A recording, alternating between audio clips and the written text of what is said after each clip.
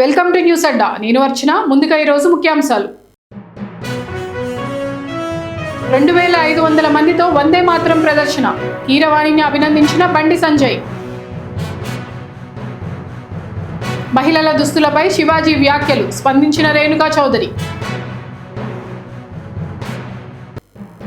కేంద్ర మంత్రి గిరిరాజ్ సింగ్ కు కేటీఆర్ లేఖ.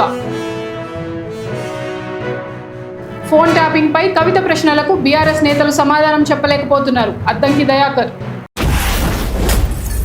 ఇక వివరాల్లోకి వెళ్తే, ప్రముఖ సంగీత దర్శకుడు ఆస్కార్ విజేత ఎంఎం కీరవాణికి కేంద్ర సహాయ మంత్రి బండి సంజయ్ అభినందనలు తెలిపారు. గణతంత్ర దినోత్సవం పెరేడ్ కోసం కీరవాణి స్వరాలు సమకూర్చడం ఒక చరిత్రాత్మక ఘట్టమని ఆయన అభివర్ణించారు. వందే మాతరం గీతం 150వ వార్షికోత్సవానికి పురస్కరించుకొని 2500 మంది కళాకారులతో ఈ ప్రదర్శన ఏర్పాటు చేస్తుండడం నిజంగా అద్భుతమని బండి సంజయ్ కొనియాడారు. సంగీతం, జాతీయ స్ఫూర్తి, ప్రతిష్ట అన్నీ కలగలిసిన ఈ కార్యక్రమం దేశానికి ఒక చారిత్రక నివాళి అవుతుందని ఆయన పేర్కొన్నారు. ఈ నెల 26న జరిగే రిపబ్లిక్ డే పెరేడ్లో భాగంగా కేంద్ర సాంస్కృతిక శాఖ ఆధ్వర్యంలో ఒక ప్రత్యేక ప్రదర్శన జరగనుంది. భారత స్వాతంత్ర్యం స్ఫూర్తిని రగిలించిన వందే మాతరం గీతం 150వ వార్షికోత్సవం సందర్భంగా ఈ కార్యక్రమాన్ని నిర్వహిస్తున్నారు. దేశవ్యాప్తంగా ఎంపిక చేసిన 2500 మంది కళాకారులు ఈ ప్రదర్శనలో పాల్గొననుండగా దీనికి కీరవాణి సంగీతాన్ని సమకూర్చారు. ఈ అరుదైన అవకాశంపై కీరవాణి కూడా స్పందించారు. వందే మాతరం చరిత్రాత్మక గీతం 150వ వార్షికోత్సవం సందర్భంగా జనవరి 26న జరిగే రిపబ్లిక్ డే పెరేడ్కు సంగీతం సమకూర్చే గౌరవం నాకు దక్కింది. ఇది నాకెంతో సంతోషాన్ని కలిగిస్తుంది. దేశ స్ఫూర్తిని చాటే ఈ కార్యక్రమాన్ని అందరూ వీక్షించాలి అని ఆయన తన సోషల్ మీడియాలో తెలిపారు. ఈ అపురూప ఘట్టం కోసం దేశవ్యాప్తంగా సంగీత ప్రియులు ప్రజలు ఆసక్తిగా ఎదురుచూస్తున్నారు. మహిళల దుస్తులపై జరుగుతున్న వివాదంపై కాంగ్రెస్ పార్టీ సీనియర్ నాయకురాలు రేణుకా చౌదరి స్పందించారు. కొద్ది రోజుల క్రితం నటుడు శివాజీ హీరోయిన్ల దుస్తులపై వ్యాఖ్యలు చేయడం, వాటిపై సినీ నటి అనసూయ వంటి వారు స్పందించడంతో మహిళల దుస్తుల అంశం చర్చనీయాంశంగా మారింది. ఈ విషయంలో ఎక్కువ మంది శివాజీకి మద్దతు పలుకుతున్న విషయం తెలిసిందే. ఈ క్రమంలో మహిళల దుస్తులపై రేణుకా చౌదరి తన అభిప్రాయాన్ని వెల్లడించారు. మహిళలు ఎలాంటి దుస్తులు ధరించాలో చెప్పడానికి మీరెవరని ఆమె ప్రశ్నించారు. సామాజిక మాధ్యమాల వేదికగా పిచ్చి పిచ్చిగా మాట్లాడితే ఊరుకునేదే లేదని హెచ్చరించారు. మహిళలను అనగదొక్కాలని ఎవరు ప్రయత్నించినా వారికి తగిన గుణపాఠం చెబుతామని ఆమె అన్నారు. ఇటీవల ఒక మహిళ అధికారిపై మీడియాలో వచ్చిన వార్తలపై కూడా ఆమె తీవ్రంగా స్పందించారు. మహిళల విషయంలో తప్పుడు వార్తలు రాయడం ఏమాత్రం మంచిది కాదని హితవు పలికారు.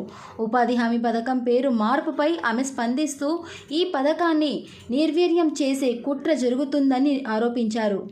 పేదల హక్కులను కాలరాసే అధికారం ప్రధానమంత్రి నరేంద్ర మోదీకి లేదని అన్నారు. ఖమ్మంలో ఈసారి పోటీ చేస్తానని ఆమె స్పష్టం చేశారు. తన గెలుపును ఆపే దమ్ము కేటీఆర్కి ఉందా అని సవాల్ విసిరారు. Sircilla mega power loom cluster మంజూరులో కేంద్ర ప్రభుత్వం కావాలనే జాప్యం చేస్తుందని బీఆర్ఎస్ వర్కింగ్ ప్రెసిడెంట్, మాజీ మంత్రి కేటీఆర్ తీవ్ర ఆగ్రహం వ్యక్తం చేశారు. ఈ మేరకు ఆయన కేంద్ర టెక్స్టైల్స్ శాఖ మంత్రి గిరిరాజ్ సింగ్కు లేఖ రాశారు.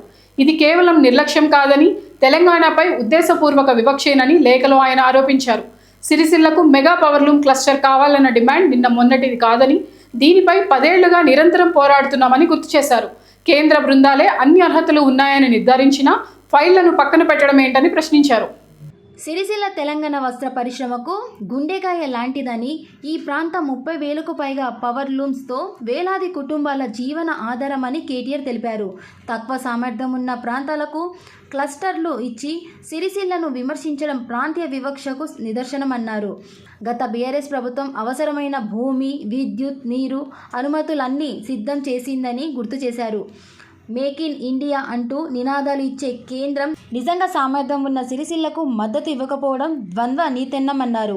వచ్చే కేంద్ర బడ్జెట్లోనైనా సిరిసిల్ల మెగా పవర్ లూమ్ క్లస్టర్లకు ప్రకటించి 10 ఏళ్ల అన్యాయానికి ముగింపు పలకాలని కేటీఆర్ డిమాండ్ చేశారు.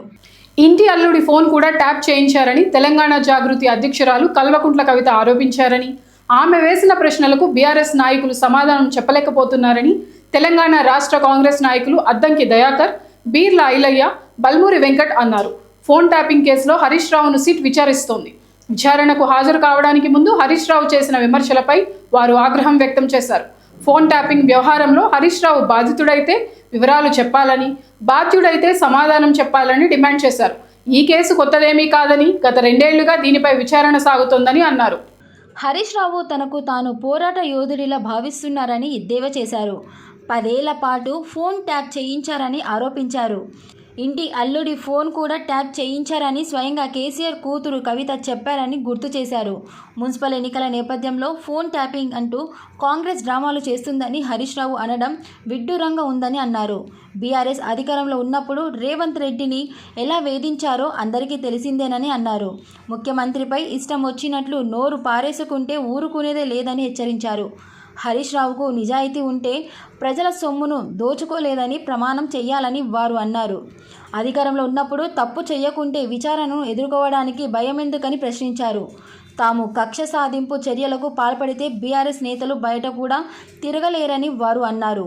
ఫోన్ ట్యాపింగ్ వ్యవహారంలో అధికారులతో తప్పుడు పనులు చేయించి వారిని అబాసుపాలు చేశారని అన్నారు. తెలంగాణ ఆర్థిక విధ్వంసానికి కేసీఆరే కారణమని ఆరోపించారు. తప్పు చేసిన వారికి ఎవరికైనా శిక్ష పడటం ఖాయమని అన్నారు. ఇవి ఇప్పటివరకున్న అప్డేట్స్. మరిన్ని వార్తలతో మళ్ళీ కలుద్దాం. నమస్కారం.